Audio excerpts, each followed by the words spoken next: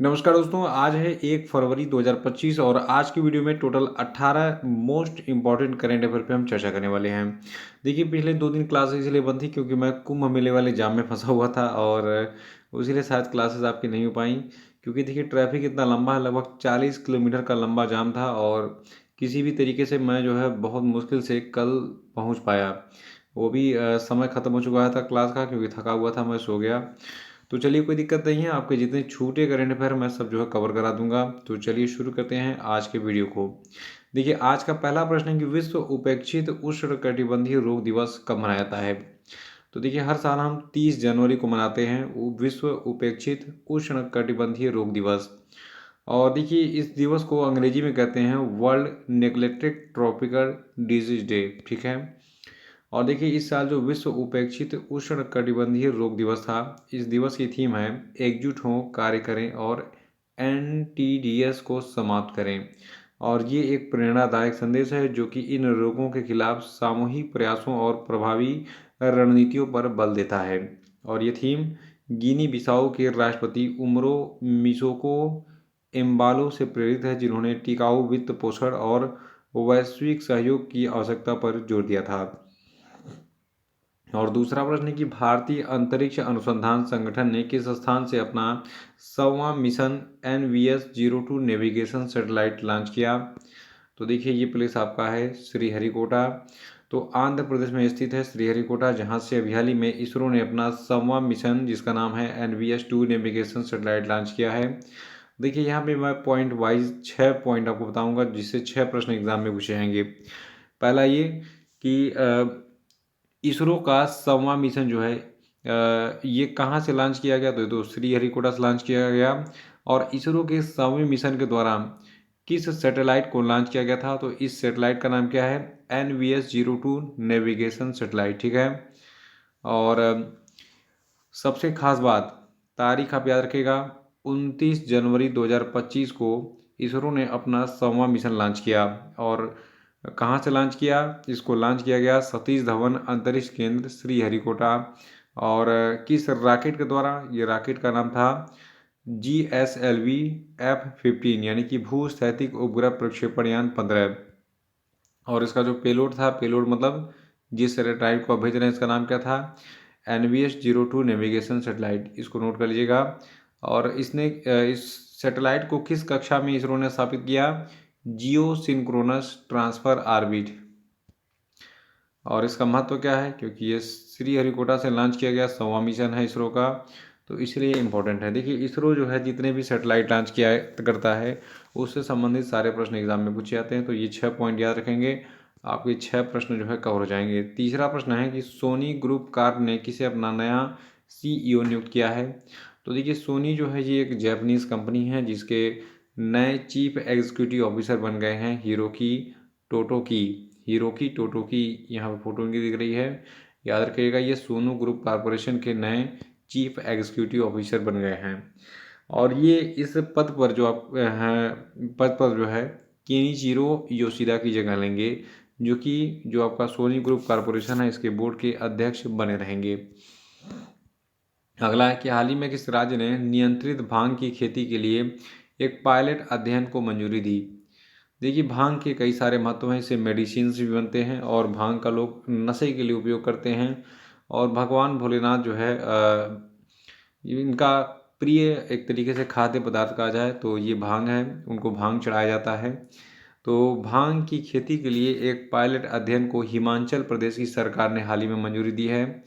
और आपको बता दें, अभी हाल ही में हिमाचल प्रदेश सरकार ने हिमाचल प्रदेश में नियंत्रित भांग की खेती, नियंत्रित मतलब सरकार के कंट्रोल में, ठीक है, की खेती के लिए एक पायलट अध्ययन को मंजूरी दी, जिसका उद्देश्य इसके औषधीय और औद्योगिक अनुप्रयोगों की खोज करना है। यानी कि भांग से कौन सी दवाएं बन सकती हैं और इसका इंडस्ट्रियल यूज कैसे हो सकता है, इसकी खोज करना है। और ये पहल हिमाचल प्रदेश राज्य में भांग की खेती को वैध बनाने की दिशा में एक महत्वपूर्ण कदम है। देखिए, हर चीज़ के दो पहलू होते हैं। जैसे आपका एल्कोहल है, अगर कोरोना में एल्कोहल नहीं होता, लोग हाथ सैनिटाइज नहीं कर पाते। और कहा जा रहा था कि जो लोग शराब पीते थे रेगुलर, उनको कोरोना का असर नहीं हुआ, क्योंकि शराब जो है क्या करता है, वो सैनिटाइज करता है। यानी कि किसी भी जीवाणु, बैक्टीरिया, किसी भी चीज़ को जो है वो गला के शून्य कर देता है। तो अल्कोहल में इतनी कैपेसिटी होती है, अगर अल्कोहल में आप साबुन डाल दें तो साबुन तुरंत गल जाएगा। तो ये क्या करता है, अल्कोहल जो है डिज़ोल्व करने में माहिर होता है। तो इसीलिए कहा जाता है कि शराब पीना है तो चिखने के साथ पीजिए, ताकि आपका जो लीवर है, किडनी है, फेफड़ा है, सारा फेफड़ा तो खैर ऐसा नहीं करता है, मेनली लीवर पे अटैक करता है।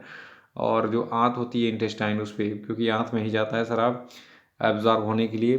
तो ये सारी चीज़ें सेफ रहें। खैर मैं शराब पीने के लिए आपको नहीं कह रहा हूँ, मत पीजिए, अच्छी चीज़ नहीं है। लेकिन मैं आपको एक चीज़ बता रहा हूँ, साइंटिफिकल फैक्ट क्या है इसका, ठीक है। तो अल्कोहल बहुत ज़रूरी है, क्योंकि वो नहीं रहेगा तो हाथ सैनिटाइज कैसे होगा। पांचवा है कि हाल ही में नई दिल्ली में जनपद स्थित डॉक्टर अंबेडकर अंतर्राष्ट्रीय केंद्र में हथकरघा सम्मेलन मंथन का उद्घाटन किसने किया। तो देखिए गिरिराज सिंह, जो कि केंद्रीय मंत्री हैं और केंद्रीय कपड़ा मंत्री हैं गिरिराज सिंह, इन्होंने भी हाल ही में नई दिल्ली में जनपद स्थित डॉक्टर अंबेडकर अंतर्राष्ट्रीय केंद्र में हथकरघा सम्मेलन मंथन का उद्घाटन किया था। और इन्होंने इसके साथ में हथकरघा बुनकर ई पहचान पोर्टल और हथकरघा पुरस्कारों के लिए ऑनलाइन मॉड्यूल का भी शुभारंभ किया था। तो याद रखेगा, गिरिराज सिंह जो कि केंद्रीय कपड़ा मंत्री हैं, इन्होंने भी हाल ही में दिल्ली में जनपद स्थित डॉक्टर अंबेडकर अंतर्राष्ट्रीय केंद्र में हथकरघा सम्मेलन मंथन का उद्घाटन किया था। और छठवां की ब्रिक्स युवा परिषद उद्यमिता कार्य समूह की बैठक की अध्यक्षता कौन करेगा। तो देखिए ब्रिक्स युवा परिषद उद्यमिता कार्य समूह की बैठक की अध्यक्षता भारत करेगा। और भारत सरकार का जो युवा कार्यक्रम और खेल मंत्रालय है, इसका युवा मामला विभाग जो है, ये 3 से 7 मार्च 2025 तक ब्रिक्स युवा परिषद उद्यमिता कार्य समूह की बैठक का आयोजन करेगा। और इस बैठक की थीम है सतत विकास के लिए युवा उद्यमिता। और इस बैठक में लगभग 45 युवा प्रतिनिधि भाग लेंगे ब्रिक्स देशों के। देखिए ब्रिक्स जो है, आपको बता दें, इसके जितने मेंबर्स हैं यहाँ पे आपको स्क्रीन पे दिखाई दे रहे हैं। अभी कुछ नए मेंबर्स भी बने हैं, ठीक है। और इसके बारे में बाद में बात करें, क्योंकि प्रश्नों की संख्या ज़्यादा है, वीडियो लंबा हो जाएगा। तो अभी फिलहाल इतना ही याद रखिए। और सातवां कि हाल ही में ग्रुप कैप्टन शुभांशु शुक्ला को किस निजी अंतरिक्ष मिशन के लिए पायलट के रूप में चुना गया। देखिए शुभांशु शुक्ला को भी हाल ही में X4 मिशन, जिसको एक्सियोम मिशन 4 नाम दिया गया है, तो इसके लिए पायलट के रूप में चुना गया है। पूरी डिटेल क्या है ध्यान से सुनिए। देखिए भारतीय वायुसेना के अधिकारी हैं शुभांशु शुक्ला।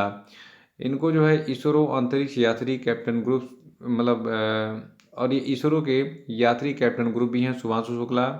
इनको एक्सियोम मिशन 4 के लिए पायलट के रूप में चुना गया है।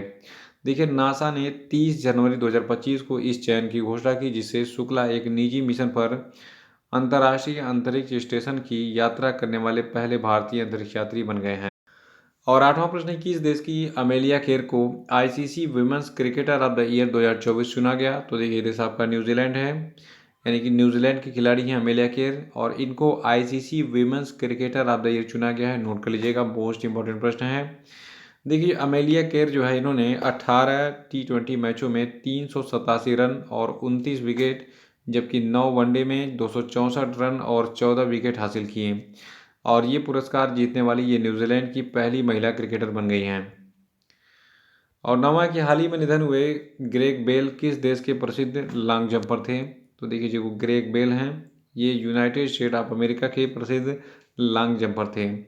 और जो आपकी ग्रेग बेल हैं, इनका हाल ही में निधन हो गया है। इनका जन्म 7 नवंबर 1930 को टेरे हाउते इंडियाना अमेरिका में हुआ था। इन्होंने 1956 के मेलबर्न ओलंपिक में गोल्ड मेडल जीता था, इसीलिए ये थोड़े से फेमस थे। और याद रखिएगा ग्रेग बेल जो है ये अमेरिकन, यानी कि अमेरिका के एक लॉन्ग जंपर थे जिनका निधन हो गया, ठीक है। और 10वां है कि श्रीलंकाई धरती पर डबल सेंचुरी यानी कि दोहरा शतक लगाने वाले पहले ऑस्ट्रेलियाई खिलाड़ी कौन बन गए हैं। तो देखिए ऑस्ट्रेलिया के खिलाड़ी हैं उस्मान ख्वाजा। नाम से ये मुस्लिम हैं, लेकिन लगेगा ऐसा एग्जाम में आपको कि उस्मान ख्वाजा ऑस्ट्रेलिया का खिलाड़ी नहीं हो सकता है। ये पाकिस्तान का होगा, बांग्लादेश का होगा या अफगानिस्तान का होगा। लेकिन उस्मान ख्वाजा जो है ये ऑस्ट्रेलियन क्रिकेटर है, जिसने डबल सेंचुरी लगाई है श्रीलंका की धरती पर। देखिए ऑस्ट्रेलियाई सलामी बल्लेबाज उस्मान ख्वाजा ने गाल इंटरनेशनल स्टेडियम में श्रीलंका के खिलाफ पहले टेस्ट के दूसरे दिन दोहरा शतक लगाया। इसके साथ ही ये श्रीलंकाई धरती पर डबल सेंचुरी लगाने वाले पहले ऑस्ट्रेलियन बल्लेबाज बन गए हैं। और 11वां प्रश्न है, सांभर महोत्सव किस राज्य में मनाया जाता है। तो देखिए जो सांभर महोत्सव है ये राजस्थान राज्य में मनाया जाता है।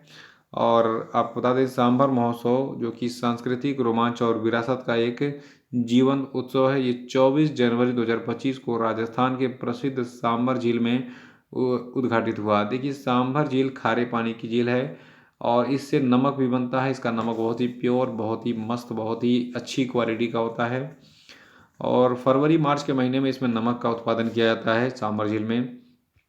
आपको बता दें ये जो सांभर झील के किनारे सांभर महोत्सव आयोजित हुआ था, ये 5 दिवसीय महोत्सव राजस्थान पर्यटन विभाग और जिला प्रशासन के द्वारा आयोजित किया गया था, जिसका उद्देश्य पर्यटकों को आकर्षित करना और क्षेत्र की समृद्ध संस्कृति, परंपराओं और प्राकृतिक सौंदर्य को प्रदर्शित करना है। 12वां प्रश्न है 20वें वार्षिक बैंकिंग प्रौद्योगिकी सम्मेलन एक्सपो और सम्मान समारोह 2024 को 24 में जो है किस बैंक को सर्वश्रेष्ठ बैंक का पुरस्कार मिला? तो देखिए कर्नाटका बैंक को जो है बेस्ट बैंक का पुरस्कार मिला है 20वें वार्षिक बैंकिंग प्रौद्योगिकी सम्मेलन एक्सपो और सम्मान समारोह 2024 में। और इसको जो है 6 श्रेणियों में, यानी कि जो कर्नाटका बैंक है उसको 6 श्रेणियों में शीर्ष स्थान हासिल हुआ इस सम्मान समारोह में, जिससे ये भारतीय बैंक संघ के द्वारा जो है आयोजित इस 20वें बैंकिंग प्रौद्योगिकी सम्मेलन एक्सपो और सम्मान समारोह 2024 में बेस्ट बैंक इसको घोषित किया गया। और 13वां कि हाल ही में किसे नागरिक उड्डयन मंत्रालय के तहत नागरिक उड्डयन सुरक्षा ब्यूरो का महानिदेशक नियुक्त किया गया है? तो देखिए जो आपके राजेश निर्वाण जी हैं इनको नागरिक उड्डयन मंत्रालय के तहत नागरिक उड्डयन सुरक्षा ब्यूरो का महानिदेशक नियुक्त किया गया है। देखिए जो कैबिनेट की नियुक्ति समिति है इसने वरिष्ठ इंडियन पुलिस सर्विस यानी कि भारतीय पुलिस सेवा अधिकारी राजेश निर्वाण को जो नागरिक उड्डयन मंत्रालय है इसके तहत नागरिक सुरक्षा ब्यूरो के महानिदेशक के रूप में नियुक्त करने की मंजूरी दी है। 14वां प्रश्न की हाल ही में किस कंपनी ने भारत की पहली हाइड्रोजन ट्रांसपोर्ट पाइप विकसित की? तो देखिए ये कंपनी टाटा स्टील है। याद रखिएगा टाटा स्टील ने भारत की पहली हाइड्रोजन ट्रांसपोर्ट पाइप विकसित की है।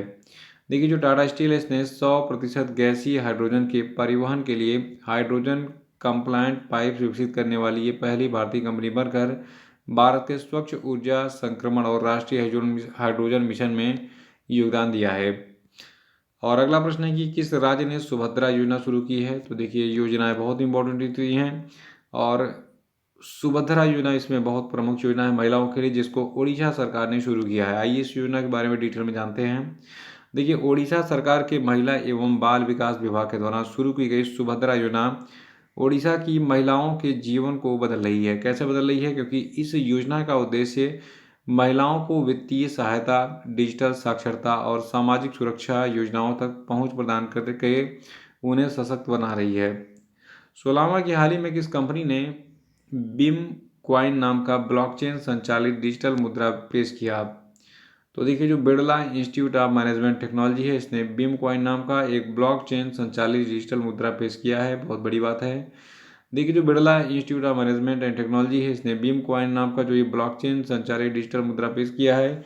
ये इस संस्था Birla institute of management and technology में कैंपस के भीतर सुरक्षित, पारदर्शी और प्रभावी लेनदेन प्रणाली स्थापित करने के लिए डिज़ाइन किया है। ठीक है।